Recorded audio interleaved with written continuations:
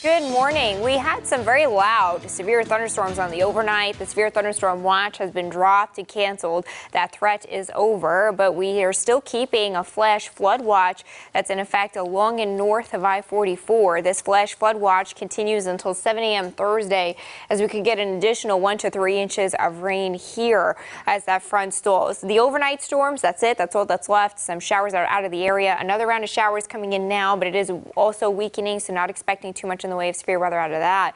58 degrees right now in Springfield. It's 55 in Monette and 54 in Branson. An isolated shower or storm possible this afternoon with a temperature of 81, but I do expect the afternoon to be mostly quiet. This severe threat is a very, very small severe threat, maybe for some small hail or 50-mile-per-hour winds this morning, but again, I think that flood threat is going to be greater. You can see the showers really hold up in central Missouri, maybe a spotty shower this afternoon as far south as Springfield. Temperatures in the upper 70s and lower 80s. Probably more widespread severe weather by tomorrow morning into tomorrow afternoon. A line of showers and storms comes through with a threat for damaging winds and large hail. We'll have to continue to monitor an isolated tornado threat. That is the severe risk for tomorrow. By Thursday, we are clear for severe weather. Joe, Lauren. New this morning, the Newton County Sheriff's Office has confirmed one man has died after drowning in the Buffalo River in Pruitt last night. In a press release, the Sheriff's Office says they received a call just before 6 about a swimmer in distress. Witnesses say 4 men tried to cross the river to get to a rope swing, but one man quickly became distressed in the high waters. Multiple agencies responded to search for him and found his body just after 11 o'clock. That's when he was declared dead.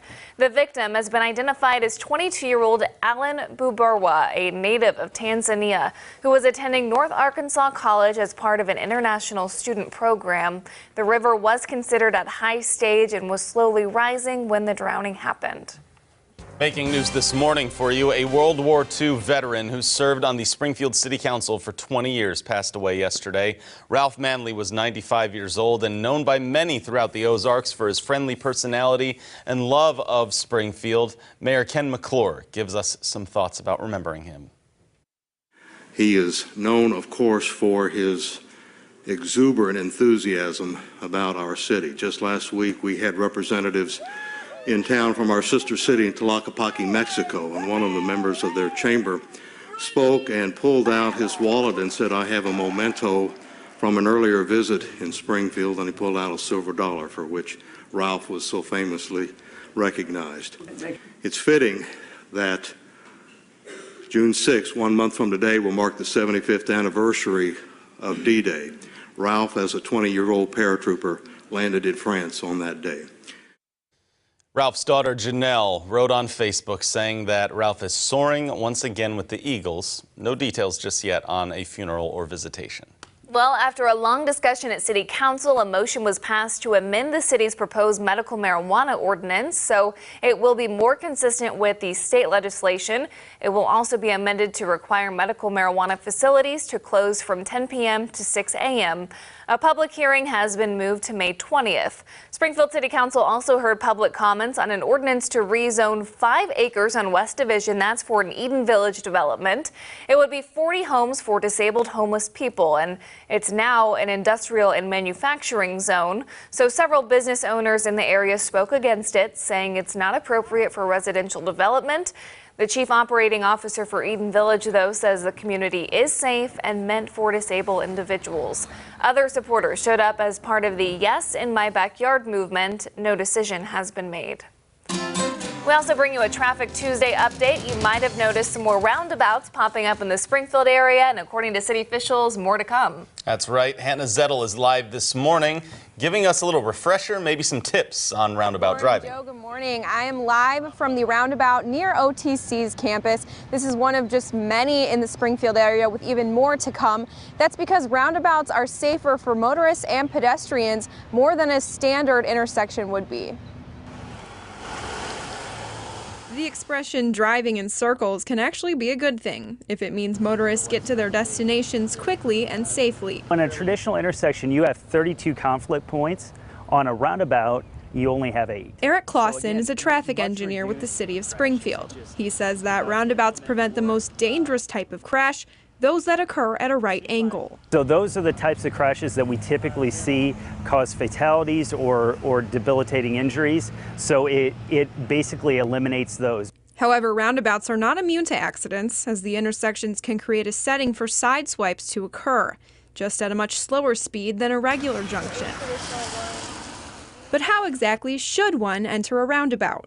You should approach a roundabout at a reduced speed. You should look for pedestrians. You should look for bicyclists. You should look to your left to see if anyone's approaching. If there's a safe gap, proceed into the roundabout at a slow motion, and then signal as you exit. A few more roundabout driving tips for you this morning. If you are passing through the roundabout and you miss your exit, that's all right. You don't need to stop or yield. Keep going through and safely signal and take the appropriate exit. And roundabouts are actually safer for pedestrians and bicyclists. That's because roundabouts have a platform in between each lane that serves as a good stopping point for pedestrians to be alert, be aware, and check between each lane whether it's safe to cross or not. And as for cyclists, treat the roundabout as you would a normal street, so drive like the other cars. And then stick to riding in the center of the lane so that cars can see you. Follow these tips and you should be able to stay safe in a roundabout and get to where you need quickly and safely. Reporting in Springfield, Hannah Zettel, Ozarks First. All right, Hannah, thank you. For the first time in 10 years, students participating in the middle college program are receiving associate's degrees at the young age of 17 and 18. Students told Color 10 they really enjoy getting a head start in life and getting the college experience in high school. The middle college is a program designed for high school juniors and seniors who usually fall into 3 categories: students who are highly motivated and want a head start, a student interested in a technical field, or a student needing to catch up on credits. I'm really proud of all of us, and it's just such a big accomplishment, especially, not speaking for anyone else, but like where we came from in high school, like not really wanting to go anymore or not being as successful as we wanted to be, to like where I am now. It's just mind-blowing. Those students will be attending college, pursuing majors like biology, mechanical engineering, maybe even pre-med, and they'll be starting off as a junior status. Looking around the Ozarks for you, a close call on the Jacks Fork River where 10 paddlers had to be rescued over the weekend. The news leader reports 3 canoes went underwater and a kayak capsized. Rescue teams had to save a person whose foot was stuck in that bent canoe that you see right there. His shoe still in that canoe, actually. Officials on the river say there were signs posted that the river was closed as it was almost 2.5 feet above flood stage. All 10 paddlers were college students and got $80 fines for ignoring those signs. Okay, and we know you've been hard at work since midnight today, celebrating your birthday a few hours early. It's not daybreak without a cake, so we have a birthday cake for you. I want you to open it and see what it is. Uh-oh. Take a glance right here at the goods from this morning. It's a very large foot, like donut. I love this. Cake, right? This is Look great. Oh, wrong camera. We'll get a shot. No, we'll have Ivy get the shot here. There you go. Yeah, I was pointing to the wrong. I love this. It smells pretty good. It smells really great. good. Yeah, so just a giant donut. This is the largest donut I've ever seen. We should submit it to Guinness. I want to see how much of that you can eat in one sitting. Okay. Yeah. There you go. Well, go. hey, the thing is, Joe and I got some donuts for the rest of the newsroom too, so you don't even have to share if you don't want. So that is all yours. There you You go. guys are great. Thank you. Of course. Gonna need some help though. Gonna need some help. Okay, we can help you out. Yeah, That's we can okay. probably Help do that. us out and give us one more check of the forecast. Warm and muggy today, 81, maybe an isolated shower or storm, but it should be pretty quiet. Tomorrow, though, severe weather chances return. All right, donut time. What do you say, gang? Donut Smells time, so it is. good. All right, have a good day, everyone.